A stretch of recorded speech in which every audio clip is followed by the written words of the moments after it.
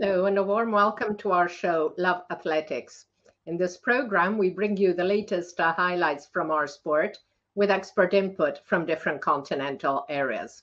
And we're delighted to have as our guest today, US journalist and photographer Paul Merca. Hello, Paul. Lovely to see you, and a big thank you for joining us. Hey, no problem, Anna. You've been good to me over the years when you worked at World Athletics, and you know, always happy to come on. Brilliant. So before we focus on the athletics news of the last week, which of course includes the US and Jamaican trials, let's start by learning more about our guest. So Paul, as you hinted, I've known you for quite a few years, but never really asked you what motivated you to get involved in athletics and start a career as a sports journalist. It all started out with when I was a real youngster. I got to watch the 1968 Mexico City Olympics on my parents' black and white TV. Seeing folks like Jim Ryan and Kip Keino battle it out in the 1500. Lee Evans, who I actually got to know a couple years later when he was a coach at the University of Washington here in Seattle. Bob Seagren and the pole vault, and then two other folks with ties to the state of Washington, Charlie Green in the 100 and the 4x1, and Doris Brown in the 800. I particularly remember Doris and Charlie getting mentioned a lot in the local papers since they're both from here in the state of Washington. Fast forward 4 years later, and obviously Dave Waddle winning the 800, Frank Shorter winning the marathon, and of course Pre getting fourth in the 5,000. In my phys ed class at the Seattle's Sharpless Junior High School, my gym teacher, gentleman by the name of Shig Tatsumi, had track and field news in his office.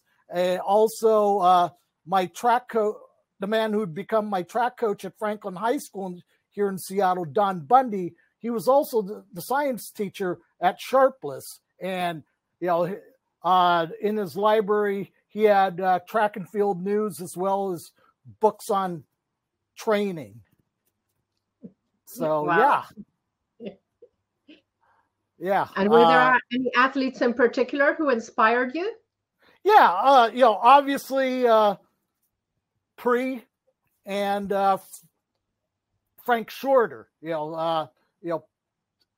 Pre. Funny story. When I was right after the 72 Olympics, I was more on the Frank Shorter side, but then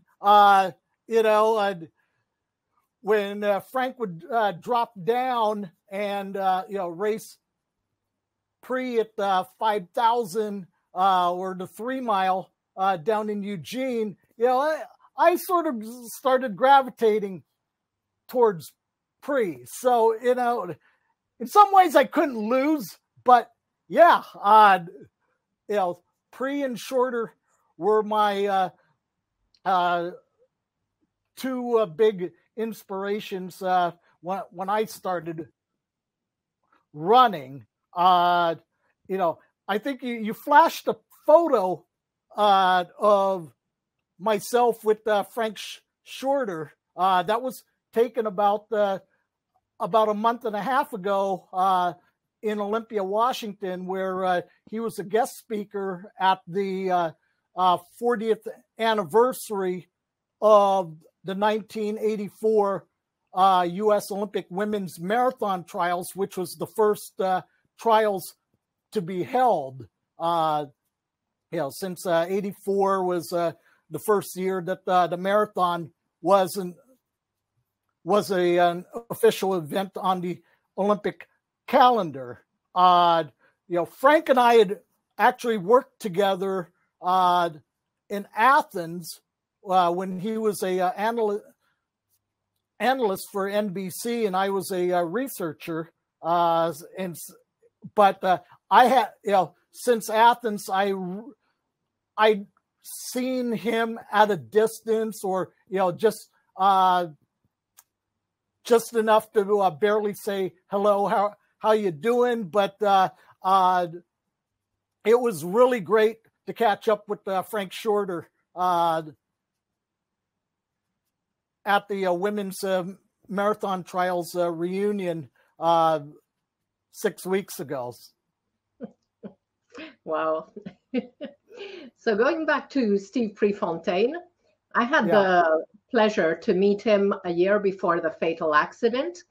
In fact, I was in Milano, and I was at the arena training, and Pre and Ralph Mann showed up 5 days before the athletics meet, which was a great meet in the 70s. And nobody was really expecting them to come so early. So because I was studying at international school, I started translating for them. And then the organizers of the meet said, why don't you come over and help us out? So, And then I was taking Pre and Ralph Mann shopping the next day. It was kind of cool. And we were all waiting for him to come back. He used to love the club. He would sometimes run with the Pro Patria vest. And then, of course, then we heard about the accident. So, yeah, that was really shattering. Mm-mm. Yeah. Wow, it was like I never got to meet Pre, but I'm real good friends with the man who was his roommate, a gentleman by the name of Pat Tyson, who's the coach at Gonzaga, which is in Spokane, about 350 miles east of Seattle. And Tyson would always he'd always have a Prefontaine story. I'm sure you've seen that photo of Prefontaine in front of his trailer home. Well, Pat was his roommate. So Pat was on the on, I believe it was the 1972 or 1973 NCAA cross country championship team with Pre, and I to this day, Pat Tyson, just reveres, whenever you mention Steve Prefontaine to him, the man just lights up, because he probably has forgotten more stories than there are stories to be told about Pre. That's how close he was to Pre. Wow. So, yeah. Now, Paul, tell us, what were your 3 favorite athletics moments in the course of your career? Okay. The first one has to be the 1984 Women's Olympic Marathon Trials in Olympia, Washington. Here's a little background story on this. I was trying to run competitively. I'd also started coaching at Ballard High School in Seattle, and I had just been let go by an ad agency, and so just on a whim, since I didn't have anything better to do, in the morning before going to Ballard to coach track. I decided to volunteer as a researcher / media relations associate. That said, my job was to put together all the bios on the athletes. So, and also I would have to interview some of the top athletes in the field. Now, that said, nothing I've ever done in this sport, whether it's working in television or working as a writer, a researcher, none of this is possible without working at the marathon trials, as a lowly PR associate, because the 3 months I spent working on the marathon trials, that opened a lot of doors. And I'm not talking to you if I hadn't worked for the marathon trials. The other two, obviously I would have to put the 1991 battle between Carl Lewis and Mike Powell up on my list. Put a little context into this. When Powell made his jump, the only thing I saw was Powell taking his first 4 or 5 steps of his approach, because he was going the other way, and I was on the other end of the track, because at the same time the men's high jump qualifying was going on, and I was more focused on Rick Noji, who was a kid that went to my high school and who was coached by my high school coach, and that was Rick's first world championship team. He'd go on to make two other teams in Stuttgart and Gothenburg, but I was there basically to give him some support, and also I was writing a piece for Northwest Runner magazine. So when I heard the announcement that Powell had gone 8:95, I turned to somebody in the photo well, and I go, I think that's a world record. And I'll be the first to admit, at that time, I wasn't all that great at metrics, but I did know that I knew enough to know that 8:95 was a world record. So yeah. Now the third thing I would say in all my years, and this third one is kind of a hard one, because it's you feel like you're that question is kind of loaded, because it feels like you're asking me who my favorite child is, but I would say Usain Bolt's double in Berlin in 2009, winning the 100 and 200 in world record time, and also Michael Johnson in Atlanta. I would say that'd be a tie for third. So that can be a tie. I mean, they both had 2 epic doubles, so we'll stick with a tie. Okay, cool. I like that.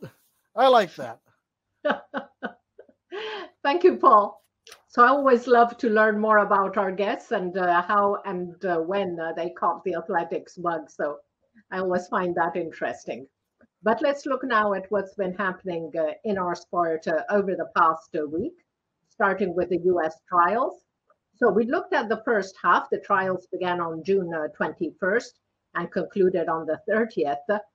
So we had discussed a little bit the first part, but second half of trials was really amazing. And of course, we have to start with the biggest result of them all, the world record. So once again, after 2021 and 2022, Sydney McLaughlin set a world record at US trials.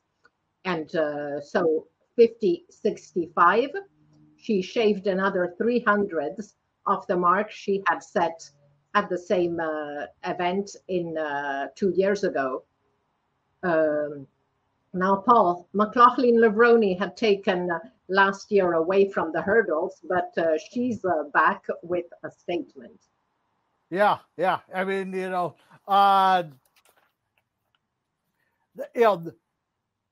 I'll get into this a little bit later, but I called that the last hour of the final day of the Olympic trials in Eugene, basically the hour of power. I mean, it's like, what a way to end the Olympic trials with Sydney McLaughlin-Levrone setting the world record. And,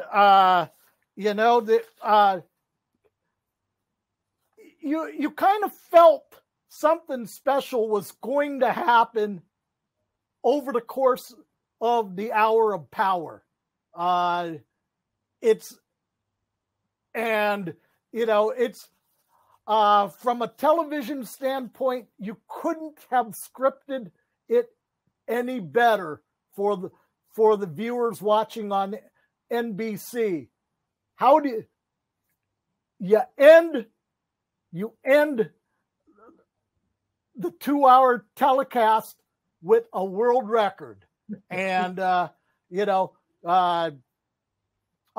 get into a little bit more depth later on in the show, but before that, 6 meet records in a row, or actually 5 in a row before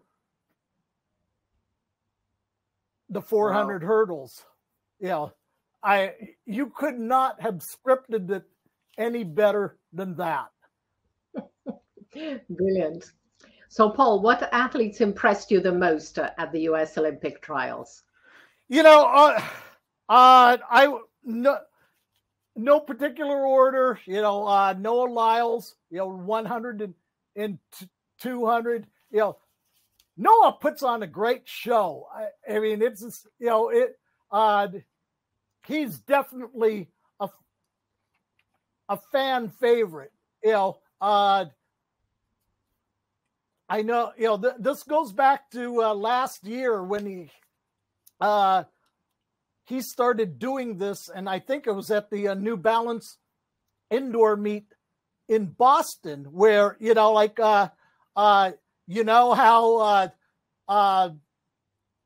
NBA basketball players come to the arena dressed up in whatever, a suit or a tie, or just something that makes them stand out. Well, Noah has taken some of that stuff from the NBA, and he comes to the meet, wearing a cool outfit. He's not dressed in his normal track gear, because there's usually a place for him to get dressed. But at the Olympic trials, before the 100,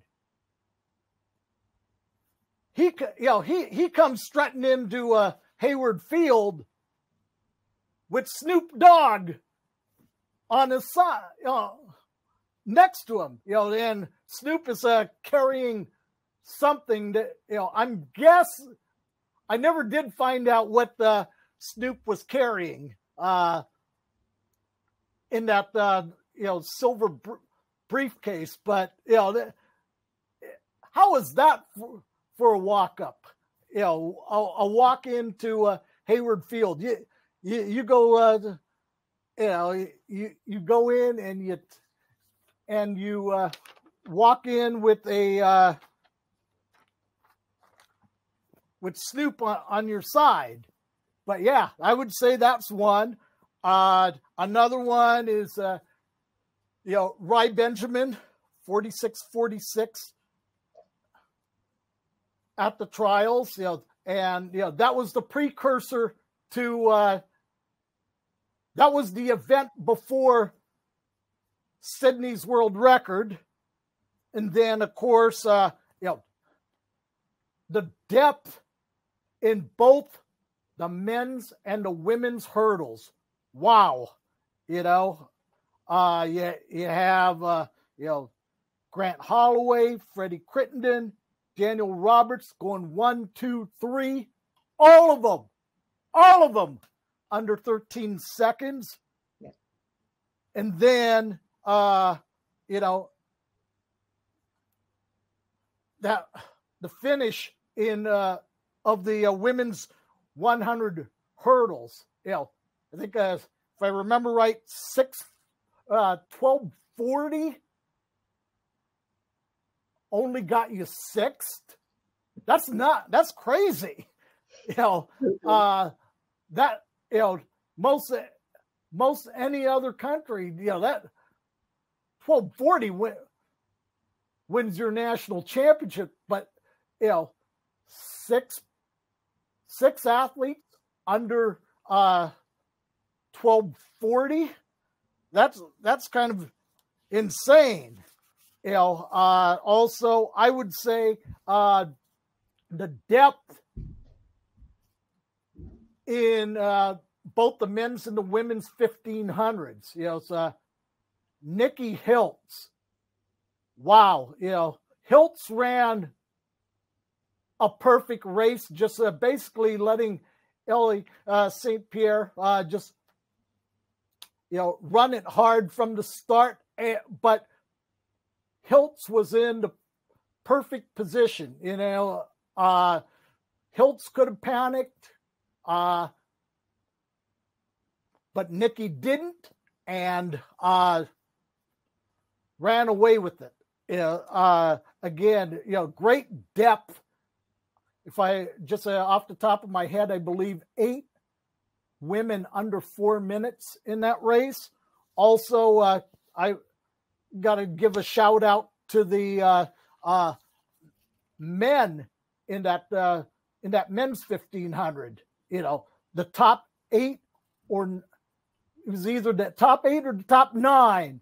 All either set personal bests or set a season best. That men's 1500 at the trials was also insane. And then finally, I'd say Valerie Constein in the women's steeple. A year after tearing her ACL at the Doha Diamond League meet, and I think I'd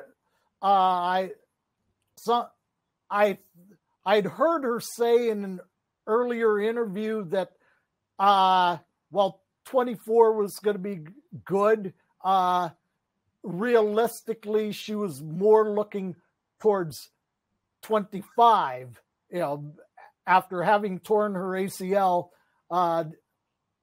in Doha, and and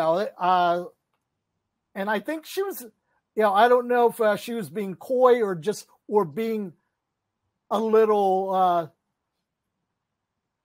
pessimistic, or just didn't want to get her hopes up too high. But Valerie just roared back in a year. So big shout out to her for coming back from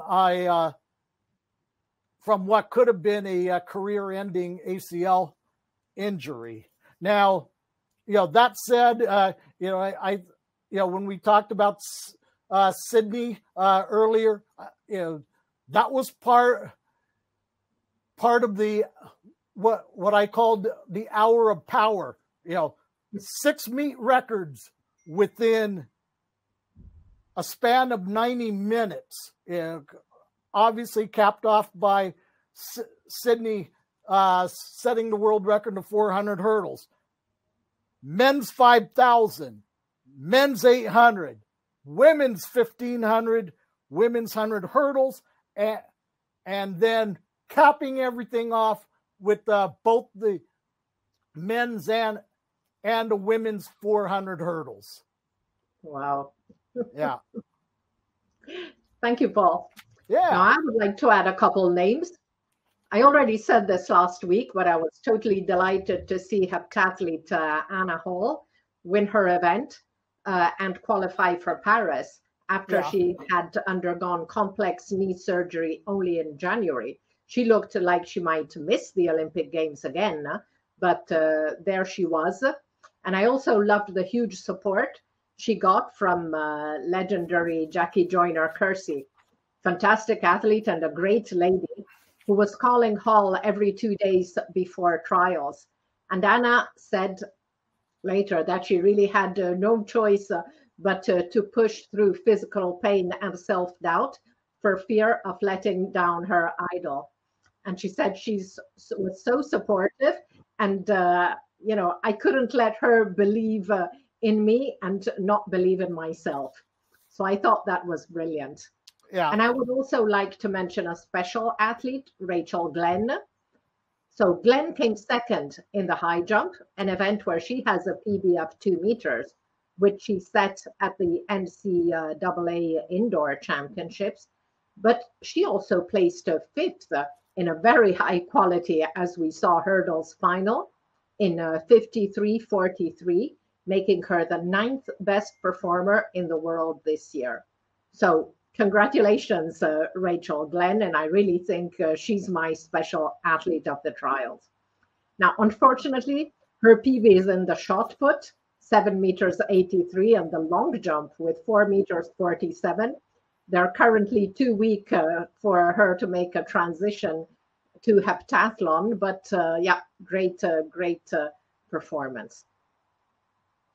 So another thing which is typical about trials is that they also produce some upsets, but there was a particularly high share of drama this year, with Athing Mo falling in the 800 and failing to qualify after finishing 9th. Budapest throws Queens out for Paris. Janae Casanavoid 6th in the hammer final, and Lolaga Sosaga out in the qualifying. Plus, hammer throw world leader and 22 world champion Brooke Anderson with a no measure in the final.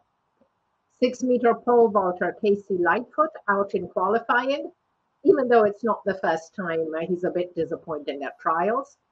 Sha'Carri Richardson 4th in the 200 meters final, in a very high quality final, and Sandy Morris also out of Paris after she finished 4th.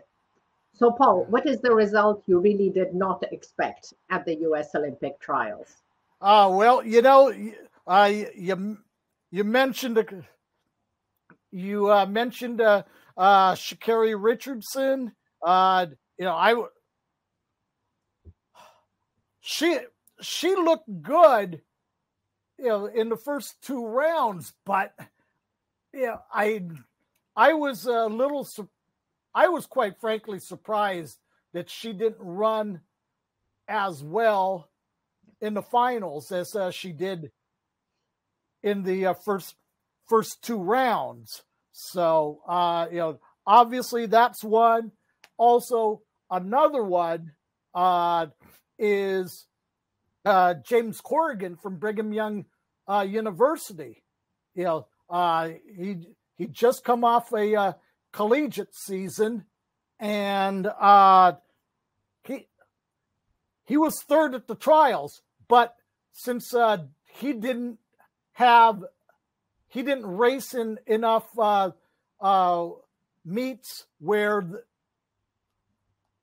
enough World Athletics scoring meets. If I remember right, he got 9th in the NCAA championships. Had a bad race there, and obviously didn't get any points for that race. He had to leave Eugene after the Olympic trials and run in essentially a last chance meet in Philadelphia. And the only way he was going to be on the Olympic team was that he had to run 8:15 or better. And with 1 day to go in the Olympic qualifying period, he gets under the mark. And so he's on the team. And so, a big shout out to Coach Ed Eyestone at Brigham Young University, a two-time Olympian for the United States, for putting that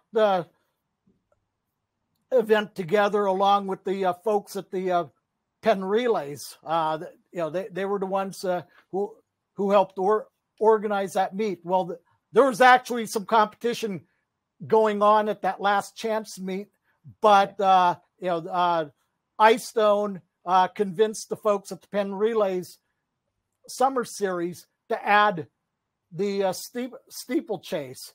Now, one other thing, you mentioned Sandy Morris in your. I would,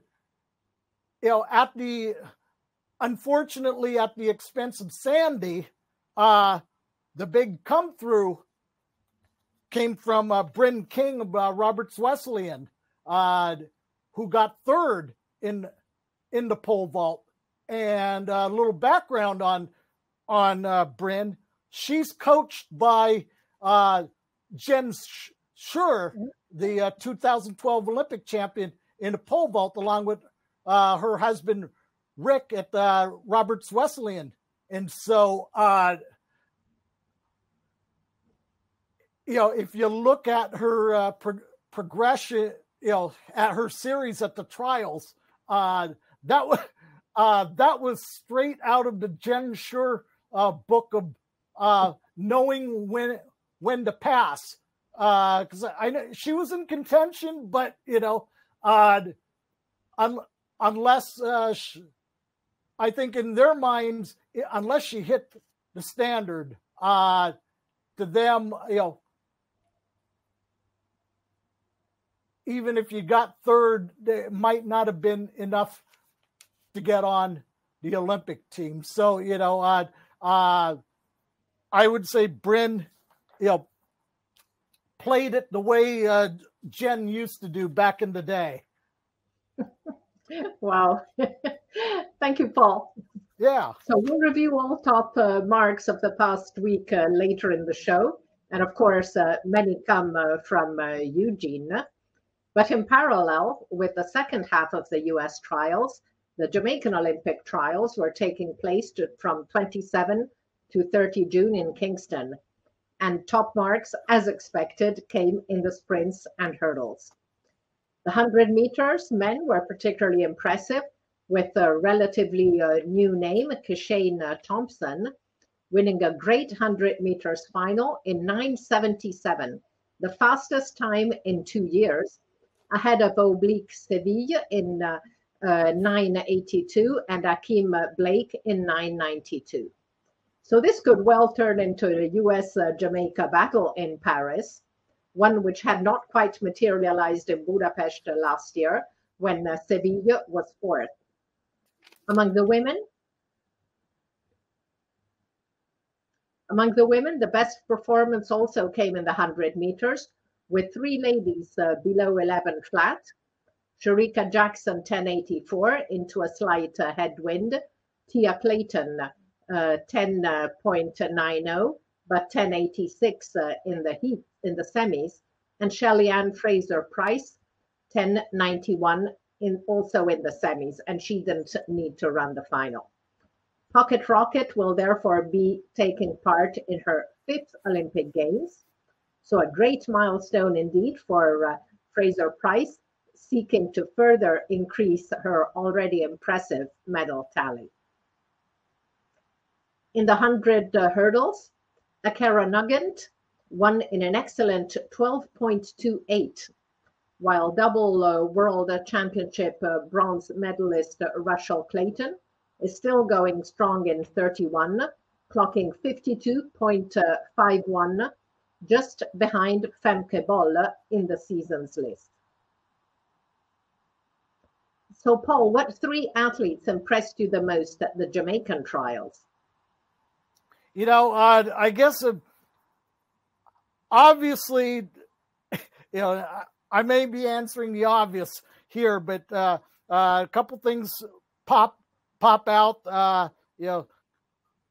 The Thompson, Seville, and Blake going sub 10 in the 100. Also, the top 3 in the women's 100 going sub 11. And also big shout out to Shelly Ann Fraser-Pryce getting on the 5th Olympic team. That woman amazes me. She's obviously in Allison Felix, territory. Although some of the Americans that are watching this might push back on me, but I think looking at the total picture, I would say the Pocket Rocket is up there. And then the other thing is Nugent, it's a 12:28 in 100 hurdles. And just looking at the results, it looks like that was basically a solo effort. So again, a good mark from her in the hurdles, considering that was almost a solo effort. Now, just think, it would have been interesting to see how it would have played out had she been in that 100 hurdles final in Eugene. Maybe we could have seen something even more special. Maybe not, but guarantee is she would have been maybe a couple hundredths faster. If you'd put her into the Olympic trials final. So yeah. Yeah, definitely. Now, to go back to the Pocket Rocket and Allison Felix, Pocket Rocket actually has a lot more individual medals than Allison. Great athlete, but many of her medals come from relays. So I would put Shelly Ann above Allison Felix in my personal thinking. It's like I know it's one of those who you can't lose either way. But, that's right. I think there I'm sure there's a core of Jamaican fans. There's a core of American fans that would push back on whoever you don't pick. So, I think that'll be something, I'll let the fans decide that one. Yeah, exactly. It's safer. Yep, absolutely. Because you can't lose either way. Yep. So on that weekend of 29-30 June, there were also a lot of other national championships taking place. And from Brazil, we need to highlight a South American record set by javelin thrower Luis da Silva, who improved the mark, which had been set earlier this year by his compatriot Pedro Enrique Rodriguez, bringing it to 85 meters 57. So congratulations to Da Silva. And now it's time to go back to the global overview of our sport and check out all the best results from the past week, starting with the senior men. So this is only events from last week, so they don't include the events from the first half of the US trials. So if we look at 100 meters, as we said, 9:97 for Shane Thompson, who had also run 9:82 in the heats. Oblique Sevilla 9:82 in the final and 9:83 in the semi. And Kishane also had 9:84 in the semi. So a truly impressive series of performances there for him. And Akeem Blake 9.92 in the final and 9.95 in the heats. 200 meters, Noah Lyles, a fabulous 19.53, and Kenny Bednarek not far at all with 19.59. And he's been very consistent this year, so definitely need to watch out for what he'll do in Paris. Arion Knighton, 1977, also very good. Christian Coleman out of the team with 9.89. Kyrie King, 19.90. And Arion Knighton, 19.93 in the semis. And Kenny in the semis, 19.96. So really impressive. And also to note that there was a windy semifinal with 2.5 meters wind behind them, and Noah had run 19.60 there, so really impressive. In the 800, you'd mentioned a very good result, 142.77 for Bryce Hoppel. Across the border in Canada, Marco Arop, 143.53. These are guy Marco results in the 800. And then we come to the fabulous 110 hurdles. Grant Holloway, 12.86 in the final. Freddie Crittenden, 12.93. Grant Holloway, 12.96 in the semis. Daniel Roberts, 12.96 in the final. Cordell Kinch, 13.03. Excellent time and not making it on the team. Freddie Crittenden, 13.05 in the semis. Richard, and at the Japanese trials, very good mark for Rashid Muratake, 13.07. And in Eugene, another very good time, 13.09. Jacalon Scott. At the Spanish trials, 13.09, also for Enrique Llopis. And Daniel Roberts had run 13.11 in the semis. Rashid Muratake, 13.14 in the semifinal in Niigata in Japan.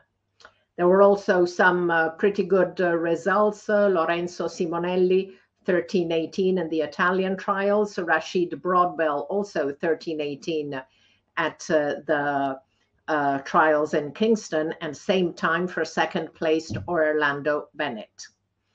Now, 400 hurdles, of course, the fabulous 46.46 by Rai Benjamin. Now, that's the 5th best mark of all time.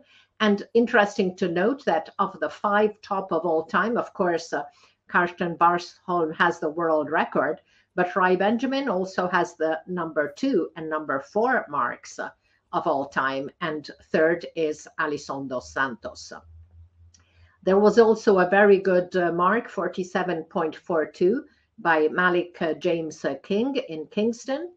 CJ Allen, 47.81 second at trials, just 100th ahead of Trevor Bassett. Chris Robinson finishing 4th in 47.96. Now, Rai Benjamin had already run 47.97. Kento Yoda, the Japanese, also have a very good tradition in the hurdles, and Kento Yoda ran 47.99 at the Japanese trials. Roshan Clark, 48.04 in Kingston, And the last one we'll mention is 4809 for Estonia's Rasmus Mägi. Sorry, I put him as an Italian. And that in Tallinn, I've appropriated Rasmus Mägi for my country. Now, not a bad athlete to have on your team. Yeah, take it. Exactly. In the pole vault, very good result for Greece's Emanuel Karalis, 593. He's continuing to improve his PB, and he's had a very consistent year, medaling indoors, medaling at the European Championships. So he's definitely one to look out for. Long jump, nothing much, but 8:38 for Carrie McLeod at the Jamaican trials in Kingston. Triple jump at the Spanish trials, 17:71 for world leader Jordan Alejandro Diaz Fortun. In the shot put, Leo Fabri is at the Italian trials, 22:11. So he continues with the series of strong performances over 22 meters. And and that's it. So top performances of the year remain the two world records by Mondo Duplantis, 6 meters 24, which is worth 1,333 points, and the 74 meters 35 by Mikolas Alekna in the discus, which are worth 1,325. So let's check now the best women's marks of the last week. And here it was even more flagrant. US and Jamaican athletes produced all the top results of the week. So 100 meters, those come from Kingston, as the US trials in that event had already been run. So 10:84, and it was into a slight headwind, the final. So 10:84 for Shericka Jackson, 10:86 for Tia Clayton. In the semis, Shericka Jackson had run 10:87, Tia Clayton 10:90 in the final, and Shelly-Ann Fraser had 10:91 in the semis. 200, that was a spectacular race at US trials. 21:78 for Gabby Thomas in the semis, and 21:81 in the final. Brittany Brown 21.90, just ahead of Mackenzie Long with 21.91. Now, I was really happy that Mackenzie Long made the team, because she actually owns 5 of the top 10 best marks from the season. So I was happy that she made it. Of course, Shericka Jackson 100 behind. She wasn't too thrilled. That was in the semis, and in the heats she had run 21.99. Mackenzie Long 22.01 in the semis, and Abby Steiner 22.03 in the semis. Brittany Brown 22.08 in the semis. Tamari Davis 22.10 in the semis also. Gabby Thomas already faster from the heats, 22.11. Tamara Clark 22.12 in the semis. Shakari 22.16 in the final. In Manchester, this is the only result not from Eugene or Kingston. Dina Asher-Smith 22.18. And Tamara Clark back in Eugene 22.20. So really pretty impressive. Nikki Hills, that was a great performance. Her 3:55.33, that is 6th performance of the year, very impressive. And Emily Mackay 3:55.90. Ellie St. Pierre 3:55.99. So 3 ladies under 3 minutes 56 is really excellent. Sinclair Johnson 3:56.75. Corianne McGee 3:57.44. So all really, really good marks. In the steeplechase, Paul, you mentioned Valerie Comstian. That is the fourth best mark of the season, 9:03.22. And Courtney Waymont, 9:06.50, also very good mark, as was the 9:07.14 by Marisa Howard. 100 awesome. hurdles. 100 hurdles we mentioned. What a fantastic performance that was in Eugene. Masai Russell, 12:25. Akera in Kingston, 12:28. So Masai Russell moves to equal fourth on the all-time list, and Akera Nugent moves to equal ninth on the all-time list. Alicia Johnson, 12:31. Grace Stark, also 12:31. And already fast from the heats, Masai Russell, 12:35. Alicia Johnson in the semis, 12:36. Tonya Marshall, 12:36. Masai Russell also in the semis, 12:36. Alicia Johnson in the heats, 12:37. Nia Ali, 12:37.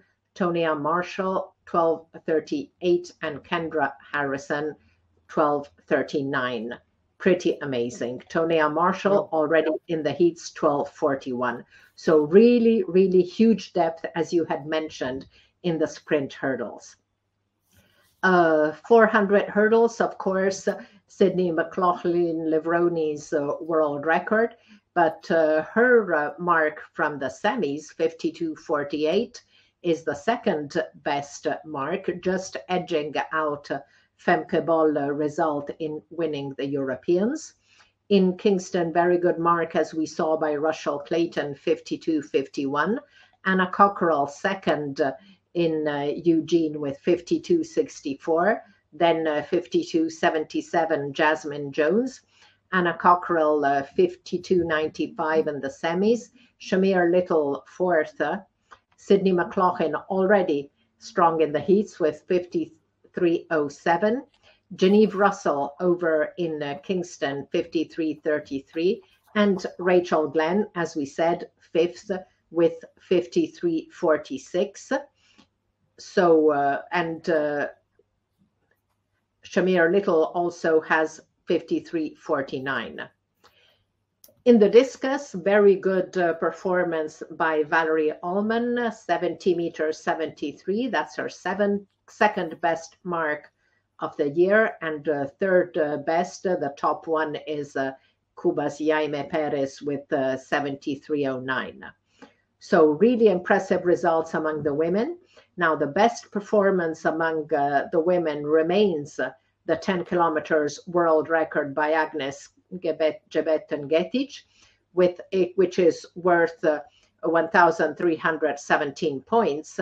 But Sydney McLaughlin-Levroni with 1,313 is not far, as was Jaime Perez with her discus. So really good performances there as well. So let's take a quick look at the under 20 athletes. There were also some great performances in the past week. Among the men in the javelin throw, 80 meters 87 for Slovenia's Tom Teršek. He moves to number 15 in the under 20 all-time list. Among the women, I had already mentioned Marta Alemayo among the under 18, but I hadn't realized that her mark on the 5,000 also moves her to number 11 on the under 20 all-time list. So super impressive by the Ethiopian youngster. And at trials in Eugene, twins Amanda and Hannah Mall, they both cleared 4 meters 63. So Amanda moves to equal fourth in the under 20 all-time list. Hannah already had a better performance from last year, but great result. I think they were fifth and sixth in the trials. Javelin throw, yet another fabulous performance by 15-year-old Ji Yan, who always throws with a heavier implement, 63.51. which is better than the number 6 performance on the under 20 list. But of course, she has the world under 20 record. And I'd missed this one on 10K road race in Boston, Melknat Wudu, 31:15 on 23 June, and Senayet Getachew, 31:17, also really good marks. So we'll check all the under 18 performances next week. But Paul, tell us, under 20 and under 18 athletes have also been very impressive this year. Who are your top pick? One man and one woman. Okay. Well, on the men's side, let me put it to you this way. Someone in America would shoot me if I refused to say Quincy Wilson. Quincy Wilson, wow. Breaks the world U18 record not once, but twice. He goes 44:59, 44:66 in the first round, then 44:59 in the semis.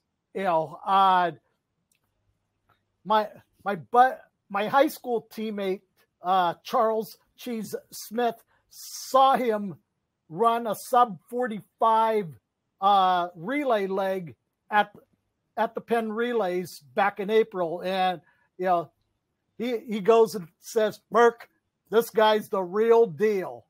It's kind of a bummer that he didn't get the top 3 at the Olympic trials, but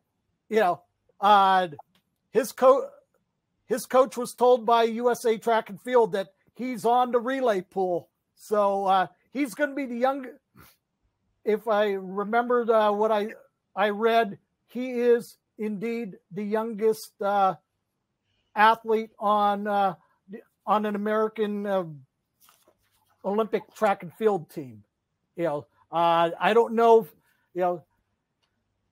if he'll get I'm going to guess he'll run one of the rounds, and obviously since the USA is qualified in both the men's 4x4 and the mixed 4x4, we could conceivably see him in both relays, but that's going to be a call that U.S. Relays coach Mike Marsh and the staff are going to have to make as we get closer to Paris.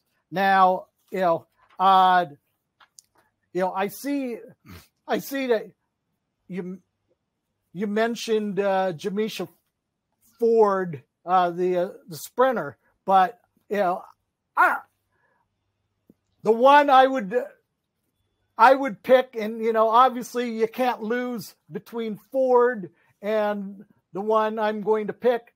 I'm going to pick the Mall twins, Hannah and Amanda, in the pole vault.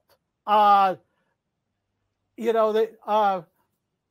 there might be a little bit of bias in this because they are from Olympia, Washington, which is about 60 miles from my hometown of Seattle. And number 2, they are going to they're both attending school at my alma mater, the University of Washington, where I also happen to run there, and I also am the public address announcer for the Huskies home meets. But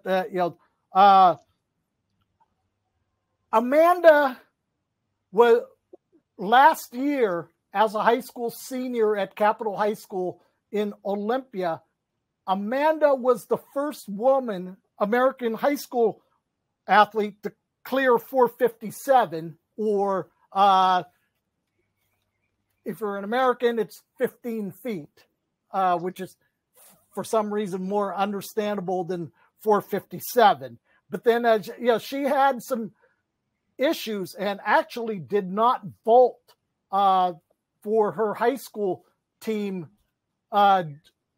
last spring. And, She ended up concentrating on the hurdles and running on Capital High School's relay teams, which won the state title. While last year Hannah got on a serious roll, making the World Championship team in Budapest and making the finals. I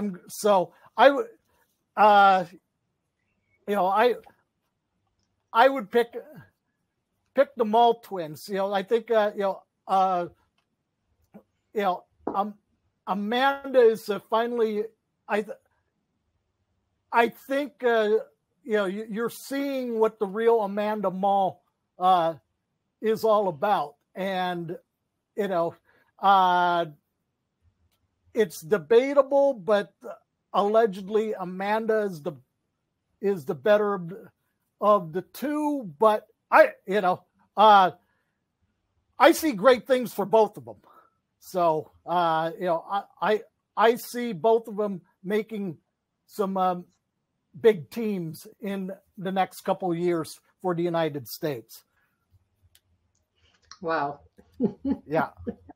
No, great. And they've been good for a couple of years already. So really, absolutely. Really yeah. Mm-hmm.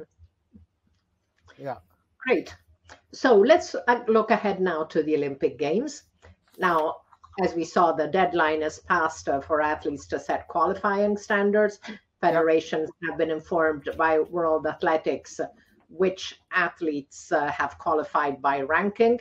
And as soon as the federations decide whether to accept or decline those spots, World Athletics is readjusting and will publish the final road to Paris, showing all qualified athletes. But we already have a pretty good picture, so we can have fun with some predictions.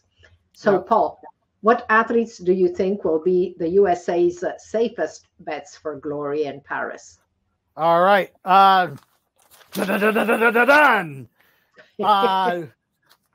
Obviously, Noah Lyles. Noah Lyles, it's like the 1 and the 2, and also assuming that Mike Marsh has the team on the same page. 4x1. Assuming, of course, that Mike Marsh and the U.S. coaching staff, has the runners, buying into whatever it is that the coaching staff is wanting them to buy into. Obviously, Sha'Carri Richardson in the 100. I would say Gabby Thomas in the women's 200. Although your Jamaican audience will probably have something to say regarding both Sha'Carri Richardson and Gabby Thomas. I would say Grant Holloway in the 110 hurdles, and of course, the world record holder Sydney McLaughlin-Levrone in the 400 hurdles. Although that said, a McLaughlin-Levrone versus Femke Bol, North America versus Europe, that's going to be a matchup, that the world wants to see. If you get those two superstars together, assuming everything goes right, in the weeks and also in the rounds in Paris, you could see something special. And it would, I'll even say this right now, and your audience could, I know you'll have this on your YouTube channel, And, so someone who's watching it now can look it up later after the Olympics are over. I can see both of them going under the world record. Now, whether, the 50-second barrier, that it would take something special for one or both of them to go under it. But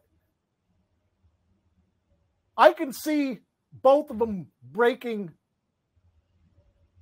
the world record in the finals in Paris. Now, who's going to get it? Oh boy, that's, I guess you and I will have to watch like everybody else and find out. Wow. And so, Paul, well, you've already mentioned one of the events that you'll be most looking forward to at the Olympic Games. Now, what are other events you're really keen to look at? Yeah. I saw him at the NCAAs. I would say Leo Neugebauer from Germany in the decathlon. He came that close to 9,000 points in Eugene. It's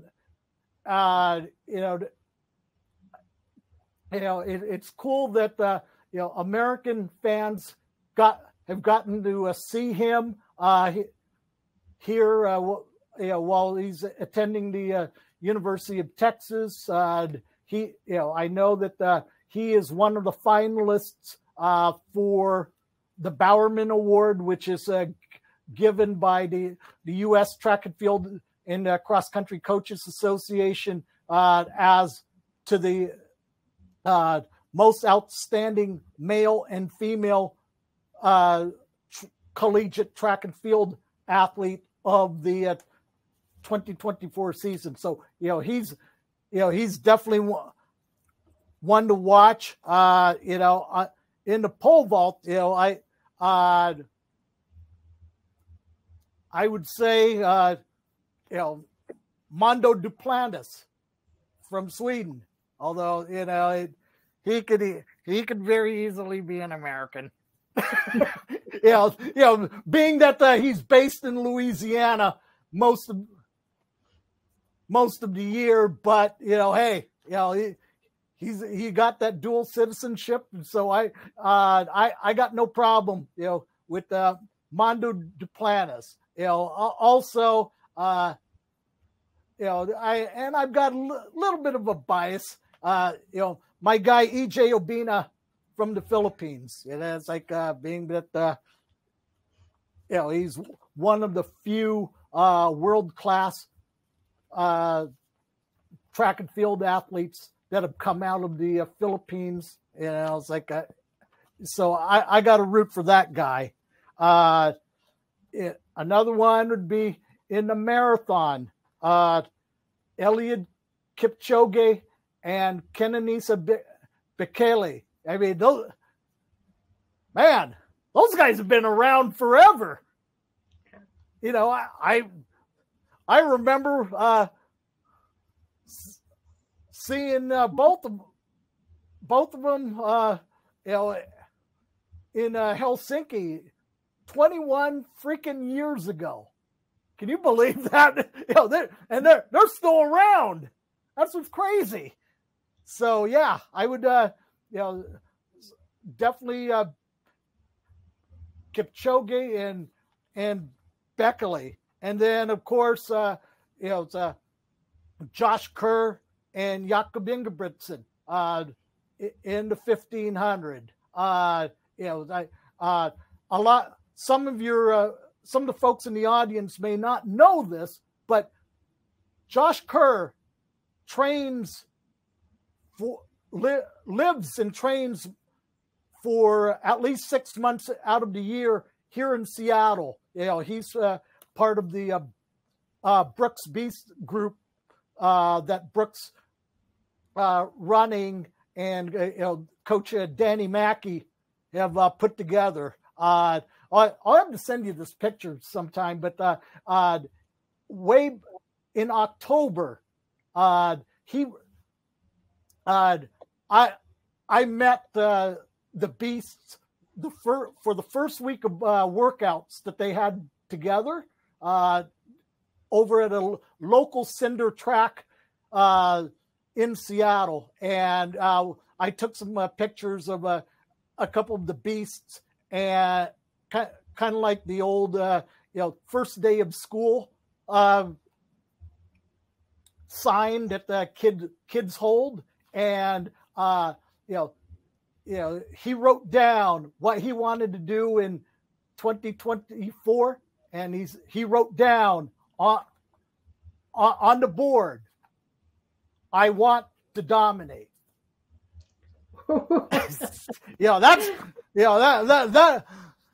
That's a pretty bold statement. And then finally, very quickly, whatever event Sifan Hassan decides to enter. I just read that she's going to be in the Fanny Blankers Cohen meet in a couple of days, and I guess that, from what I understand, that meet will have an influence on what she ultimately decides to do. But you can't count out Sifan Hassan. I know she trains. She's been working with an American coach, Tim Roberry, and I saw her run a couple weeks ago at the Portland Track Festival, and it was basically a glorified workout, but she looked good. So I definitely put Sifan Hassan in there. Wow. Thank you, Paul. Yeah. Now I'd like to highlight some cool athletics news. So congratulations to Noah Lyles, who, in addition to his sprint titles at the US trials, he also achieved a rare feat for a track athlete, making the cover of Time magazine. Now, Paul, what do you think of this special accolade? That's pretty cool. It's like, man, I hate to say it, but athletics in the United States really doesn't get a lot of love beyond the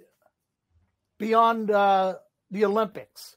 I mean it's sort of frustrating, but I see now, like a couple of days ago, the premiere of the Netflix series highlighting a number of sprinters, and I'm hoping that maybe between this and what's the Netflix series, that